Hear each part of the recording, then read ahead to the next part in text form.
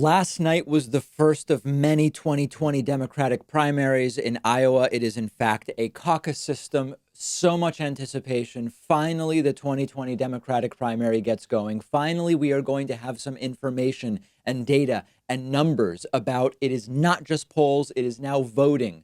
Who takes the first win? And unfortunately, it has turned into a worldwide embarrassment. Headlines around the world embarrassing for the Democratic Party as multiple systems apparently fell apart. Results simply stopped being published after 1 or 2% of the vote was out. Almost every aspect of this has been a cartoonish train wreck. And as of this recording, we do not know who won yesterday. We were streaming live yesterday. Beautiful live stream. We had 6,000 or so people watching the entire evening.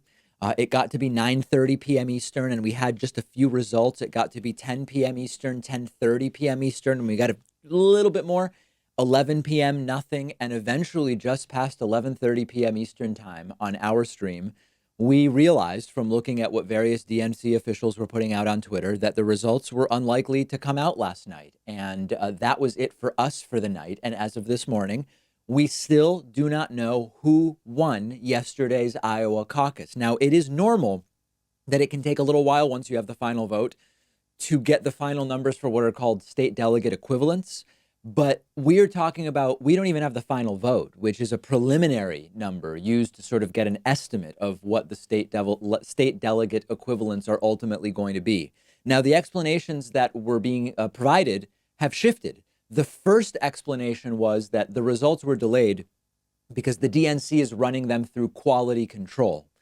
That was already probably the wrong lie to tell, if it indeed was a lie, because that was interpreted by some as, we don't like the results, and thus we are delaying and seeing what we can do to maybe change the results or wait for results that the DNC is happier with to come in so that they can release them all at once. And where a lot of people's minds went was this is meant to hurt Bernie in some way, shape, or form.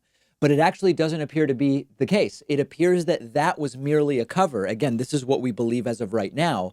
It appears that the quality control talking point was a cover for what was a total breakdown and failure of a technological system, an IT internet-based app software system that was used to tally and report the results of the Iowa caucus. By the time you hear this, by the time you watch today's show, you may know the results. You may have a clearer explanation as to what exactly happened last night. The DNC is saying that the results are going to be released sometime today.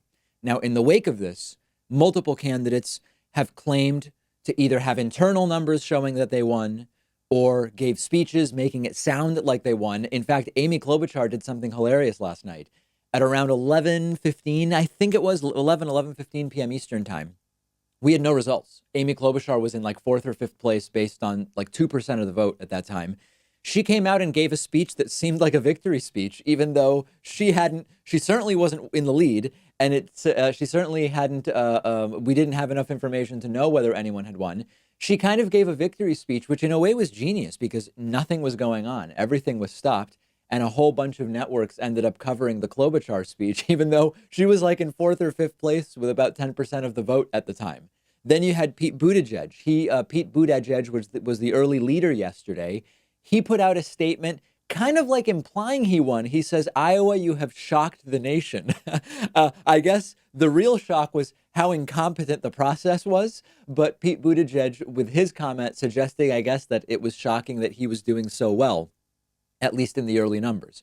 Then Bernie Sanders. Bernie Sanders says that Bernie has his own internal polling saying he got 29% of the vote, Buttigieg 24%, Warren 21%. With Joe Biden in a distant fourth at 12%. And we'll talk about the Biden thing in a second. This is all now being compounded by the claim that the unreleased Des Moines Register poll from the weekend had these results, which were Bernie first, Biden fourth. Yesterday, I told you that over the weekend, the Des Moines Register decided not to release their last poll before voting, because of a claim that had been made that someone who was interviewed for the poll said, when they asked me the question about who I support, and they read me the list of candidates. They didn't read every candidate. And that, of course, is a really big deal when you were doing polling. So the Des Moines Register on that basis said they were canceling the release of the poll. That, however, the claim now is from 538 that it was in that unreleased poll, Bernie 22, Warren 18, Buttigieg 16, and Biden 13. And that is very similar to what Bernie's internal polling is showing. If these results or some version of them are accurate, this is a potential game changer for Joe Biden. Joe Biden, in a sense, had the most to lose last night because as the longtime presumptive frontrunner, even though he was polling a close second in Iowa going in yesterday, if Biden ends up with half of the support that polling showed, this is extraordinarily damaging to Joe Biden. And if that's the case, I wouldn't be surprised to see the DNC establishment rapidly shift, likely to Pete Buttigieg. You would think maybe they would go to Klobuchar, but Klobuchar did even worse than Joe Biden yesterday, based just on those early results that we had. We'll see what the final numbers show. And that could be a disaster for Joe Biden. But then if you zoom out a little bit, and this is really the tragedy, this is a fiasco that plays directly into Donald Trump's hands, who immediately started making fun of the whole process on Twitter to great effect. And why wouldn't he? The process became a complete and total farce. Trump tweeting about how a coin toss is used to decide who gets a last delegate within a particular precinct. And that's true. That's part of the process. Check out this video of a coin toss happening yesterday. When you're watching and then flip it over. Flip it over. Heads. Buttigieg.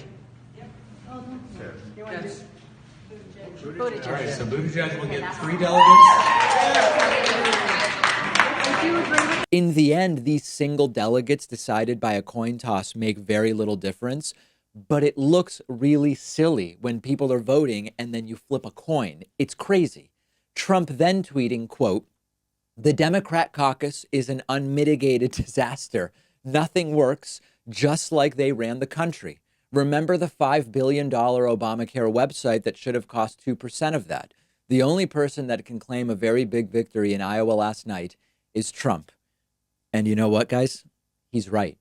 Unfortunately, this gives a ton of visibility for their keep government out of stuff ideology. Now, in reality, the issue here is the DNC, not the government, but it doesn't matter. And case in point, Trump retweeting a guy I know, Guy Benson, who posted, "No, but seriously, let us run your health care," they said. Now, it's a complete wrong reaction to last night's fiasco. The DNC wouldn't be running healthcare, but still, this stuff works. The fiasco plays directly into everything that they are arguing and have been doing for years at this point in time. And the way in which this might again mess up the credibility of the entire primary process is reigning once again. And I'll explain what I mean by that. Imagine that Joe Biden is expecting to come in first or second based on the polling, and he ends up fourth or fifth, as he might end up based on the early results we have. After this fiasco, with a delay for quality control, followed by we just don't have any results, we'll get them to you hopefully sometime tomorrow. If you're Joe Biden, you were polling first, second, and you end up coming in fourth, fifth, you immediately say, I don't believe these results. I don't believe these results can be trusted. And you either say foul play or just errors or whatever the case may be. And then you immediately have a disastrous situation where the presumptive frontrunner, at least for a long time, right, is publicly saying, I don't trust our own results in this primary caucus. It's a disaster. It's to quote Trump, it is an unmitigated disaster for Democrats. It will further divide Democrats.